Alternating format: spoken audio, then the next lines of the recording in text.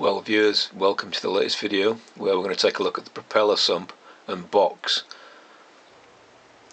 So I managed to get the propeller off. The propeller was just on with a split pin. This end cap screws off and then the propeller just lifts out. And this is the shaft it lifts out from. You can see the hole in the end there for the split pin.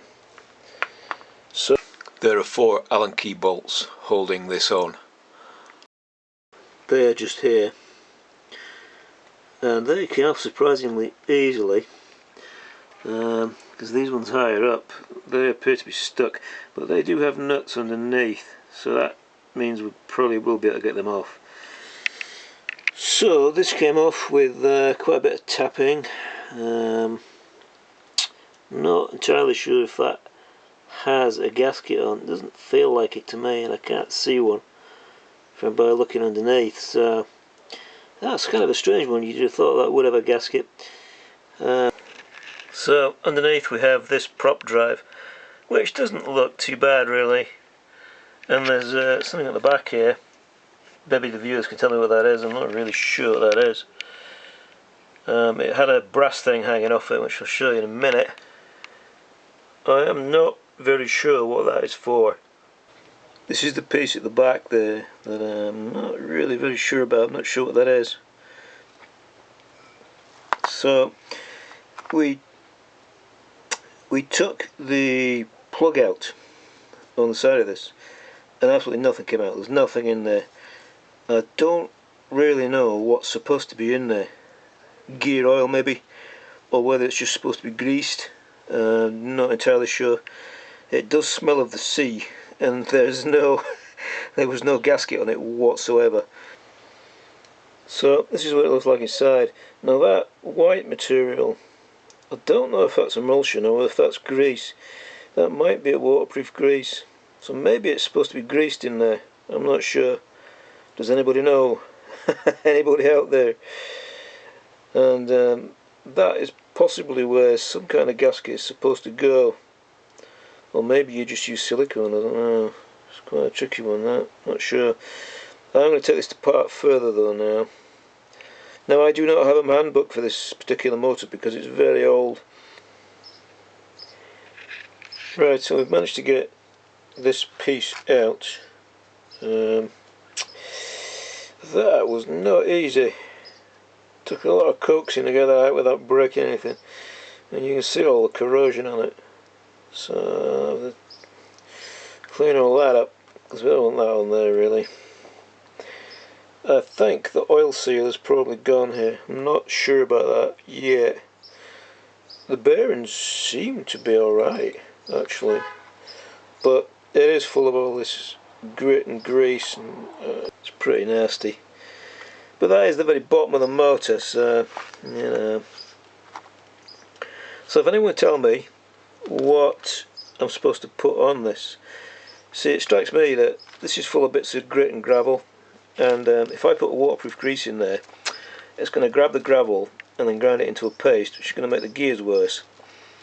But if you fill it full of oil, then of course the oil could leak out, but the gravel and grit will eventually just fall to the bottom of the chamber. When you pull a sump plug, it'll just come out with a sump, and it won't end up on the gears. So I would have thought oil was a better option, but I don't see anywhere you can actually fill this. So interestingly, on the end of the shaft here, just here, we had this very hard rubber washer, and behind it was rather a lot of fishing twine. Okay, so here we are with it pretty clean. So first thing is, I think that you wouldn't have a drain plug if you didn't have oil in this thing. So I'm going against the grease idea, and I'm thinking it probably should have oil in it. I mean, you could have a drain plug to let the water out, I suppose, but you wouldn't want water to sort of supposed to be in there. So I'm guessing we need some kind of oil in there. I don't know what thickness oil we need, but so we've cleaned all these parts up. This does not have bearings, it has bushes, and pretty much all these look like they're in good condition. There's a bit A little bit of surface rust, but not really too bad.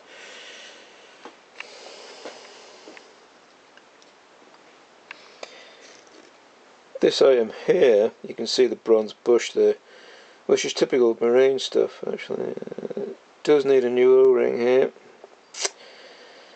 I don't know, probably just find a generic one for that. And it needs an oil seal, I think, because if you put the shaft in there, there's a bit of play and there shouldn't really be. So I did finally get the seal out. So the seal was in a brass shroud, which was absolutely rock solid. It was very, very thick and strong and really, really hard to remove without damaging the sealing surface. This here, this is the sealing surface. So when you take the seal out, you want to absolutely avoid scratching this or knocking it or damaging it, or distorting the roundness of this even. That was pretty difficult to do, I have to say, but I did achieve it.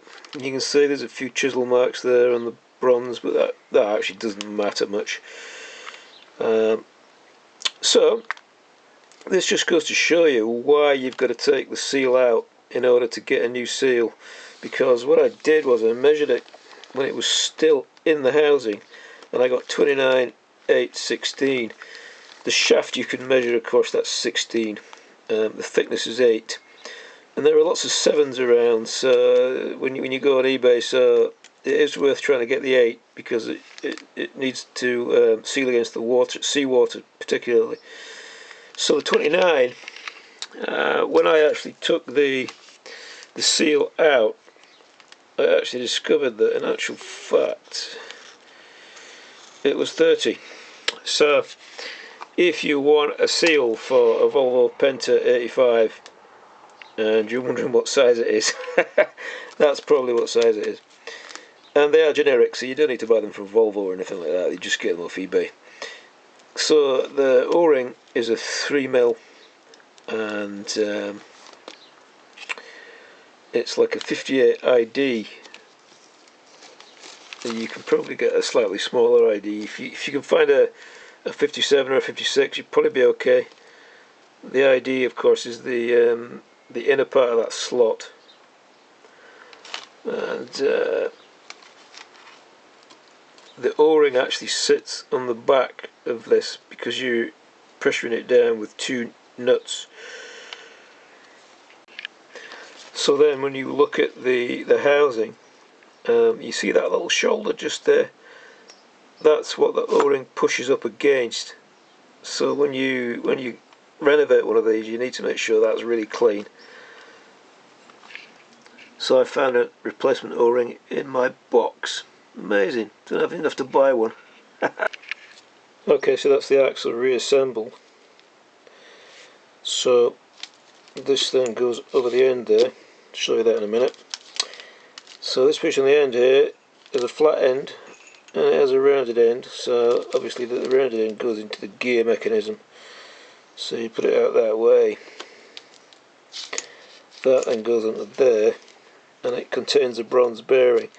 So there's no roll of bearings in this, it's just like bronze. So this here, I'm doing this with one hand. Right, so the whole assembly looks like that when it's assembled. So the whole assembly looks like that when it's assembled. You got the round end there, and these 2 cogs here, which go onto the bottom of the outboard prop shaft. If you want to know how to assemble this, well, let me do that actually. So inside here there's a spring, and this obviously this springs up and down on the shaft depending on what you do with the gear changer. This here, this is not threaded. This is actually a what would you call it, a flatted pin, and it holds the spring in, and it's actually pretty difficult to put back in. So if you are thinking of taking it out, make sure you feel confident about putting it back in again. So essentially what you've got inside there is a pin with a flat section in the middle.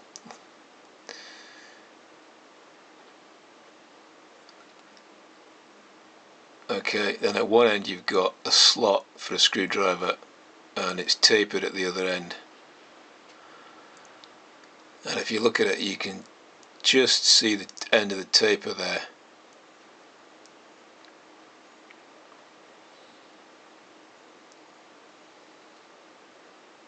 And the spring sits like that.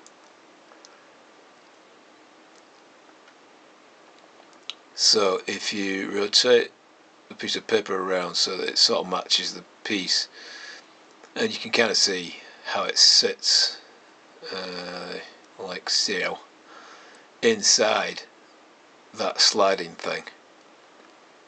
I don't know what that's called. So if you rotate that pin 180 degrees, you can then essentially slide it out, and it's tricky to get back in.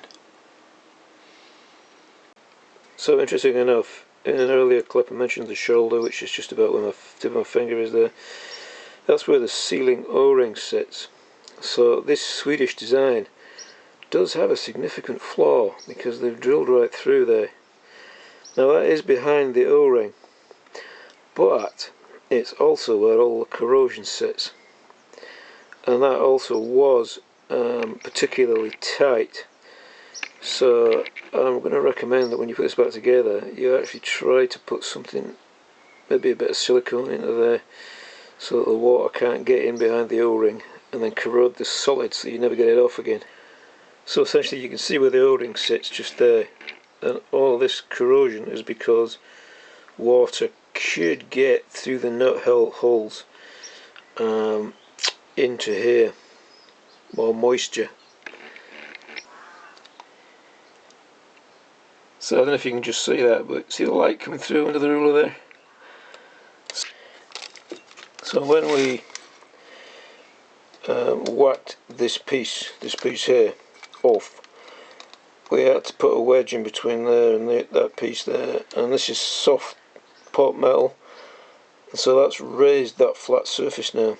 So that'll have to be sorted out, because if you don't, the gasket won't seal properly.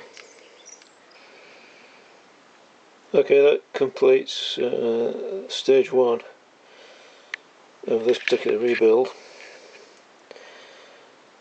and everything seems to have gone on alright. I had to re-chase the thread on this because it was distorted by trying to get that off, but it's back on and that's fine.